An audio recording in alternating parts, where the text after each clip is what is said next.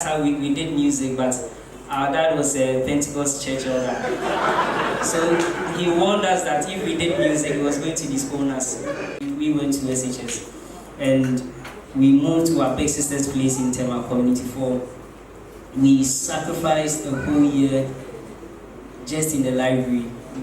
Every day we were going to the library from morning till like the library closes, because we knew that once we didn't pass and go to the university, our lives were going to, have a turnaround. And luckily for us, 2010, we got admission into Care University. And the moment we stepped our foot, in Care University and also Unity Hall, that day we knew we were going to make it in life. And we were very, very troublesome on campus. We were one of the most loudest students. By the time we left Care University, I remember 2013, we got our ever first award. We never got any award, in academics. From primary school to SHS, we never got any award, but we got an award. Our first official award on record was the most influential students with a purpose. And that was given to us by the Vice Chancellor of Care University. And the reason was that we were quite influential. When we came to Tema, that was the time that, if you guys remember, Tema music was really rising, from Sarkodie to Yaosiki, and we were with them, we were their friends. So we got the opportunity to work with them and that's how we did music. But our dad was a Pentecost church elder. So he warned us that if we did music, he was going to disown us. So we had to respect our dad's decision and channel our energy in other, creative ways. And that is where we found love in photography and politics. So we actually started politics on Care University campus, TESCON. And also, I remember when we went to first year, Nana B, the current national organizer for the New Patriotic Party, was running for SRC president. So we jumped into politics. We were doing poster sharing, flyer sharing, campaign. And yetimi nante from Anopa from Ayebiasi to Bonso. And that really taught us a lot of strategies. We learned so much. Felix taught us so much. He was our big brother on campus, and I know and also our association with the artists also helped us leverage our selves on campus, because we knew these artists. So any event that was happening on campus, we would go and lobby. Oh, we can bring Sarkodie, we can bring Keche, we can bring them. We'll talk to them and we'll make some money off that. So our political journey and also our photography journey was quite interesting. 4 years we used to build a lot of confidence, to talk to people, know a lot of political strategy. And we also met so many people. There's so many people that we met currently. Some are ministers, some former ministers, some are former government appointees, and some are also running for presidents, like that's in the case of Echo. So he was also an artist the time that we met him. And he was also like a big brother to us, and we met him on campus and he mentored us and all that. And now all the people that we met are now very, very big people and important people in Ghana. And this shows you that you should really humble yourself and learn a lot from people. And we met the former Minister of Information, Honorable Fatia Abubakar, on campus as well. She was also like a news executive.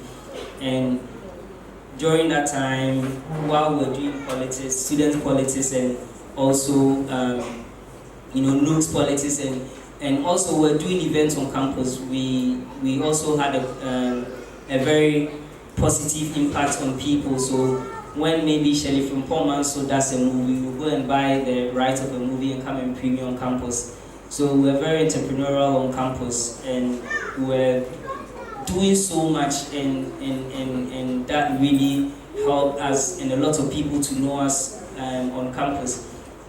So right after we graduated from Kenya, we hadn't started photography, but because we were exposed in the music industry, in the film industry, and also in the political industry, one of our friends who was we met on Facebook, and also we will talk about the power of social media. One of our friends who was, we met on Facebook, he was coming to direct a film in Ghana. So we told him, oh, we can help you organize audition, we can help you do this, help you bring all the actors, and it will help you cut down the cost. So we leverage on our relationships with people, and we helped them organize this film. And that was the time they shot Beast of No Nation in Ghana. They also shot the Cursed Ones, and that was the time that Ghana was producing a lot of quality films. So we were part of that film set for almost 2 months. And imagine young guys that are around Hollywood actors, and also Amaki Abebrese, Fred Amogi, David Donto, Ramagru, all those people, we were surrounded around them, and we learned so much while we were doing that film set with them. And that is where we learned photography from a world-renowned cinematographer from Spain. He was teaching us while we were asking questions. Why do you do this? Why do you do this kind of lighting? Why are you using this kind of lens? Why are you doing this? And that 2 months we spent on the film set, we served so much. We were getting coffee for the actors, we were getting food, we were the errand boys, And I remember when we were done with the film, we were paid 250 cedis each. That was 2015, right? 2014, 2015. We were paid 250 cedis. So that 2 months we spent on set, we made like 500 Ghana cedis. And that wasn't enough to buy a camera. So if you guys remember this guy, Oris, the dark guy from The Adventures of Sinbad, the one who couldn't talk in Sinbad, he bought our first camera for us. And anytime we meet him in any part of the world, we are always grateful that he saw something in us and he invested some money in us and he bought our first camera. So when we got our first camera, we didn't even know what to do with it, even though we've gained some experience on a film set. So we started going to other photographers who were doing well in Ghana, and nobody was ready to teach us. So what did we have to do? Use YouTube. Go on YouTube and basically learn photography. So we'll go and watch a video, maybe we Google or we YouTube, and what's the best way to take a picture, and then we'll go on the field and practice. In 2015, we kickstarted that, and I must say we started that and the tag celebrity photography in Ghana, and that was 2015. And that is when we started doing things that were done by the BETs and the MTVs. We brought that style of photography in Ghana, and that is where we shot up in terms of name and brand. And 2014 thereabout, Honorable Fatih Abubakar called us and was like, we are preparing for the 2016 election, and you guys are quite influential on social media, so why don't you draft a proposal for the Baumia family? And we did a proposal when we told them that we were going to use photography to help them win the election. And we sent a proposal to her. She sent to Her Excellency Haja Samira Baumia, the former Second Lady of Ghana, and we met her, and she loved us from the first day. And we told them we were going to put together a photo shoot for her.